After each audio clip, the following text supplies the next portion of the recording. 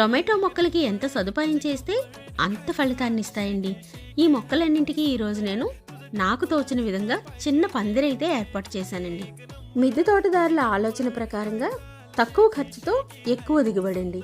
ఇప్పుడు నా దగ్గర ఉన్నటువంటి పాత కర్రలు, అలాగే మన మాప్ స్టిక్స్ ఉంటాయి కదండి, వాటి కర్రల్ని దాచిపెట్టి అవే సపోర్ట్గా ఇచ్చి చిన్న పురుకోస సహాయంతో ఈ పందిరినైతే నేను కట్టడం జరిగింది.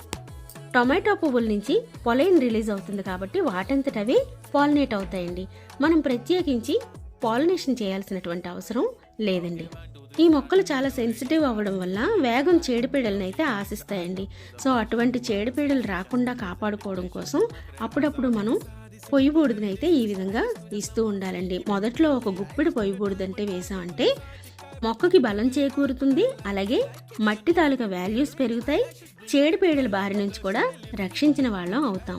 మొక్క బాల్య దశ నుంచి ఎదుగుతున్నప్పుడు కాస్త మట్టి వేసి సపోర్ట్ అయితే ఇవ్వాలండి.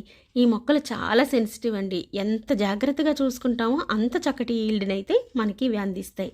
టొమాటోలు ముగ్గుతున్న సమయంలో కొమ్మలు బరువు కిరిగిపోతాయండి, అందుకనే పందిరి సపోర్ట్ ఇవ్వాలి. చెర్రీ టొమాటో కూడా హార్వెస్ట్ చేస్తున్నానండి. ఈ వీడియో మీకు నచ్చింది అనుకుంటాను. నెక్స్ట్ వీడియోలో మళ్ళీ కలుద్దాం.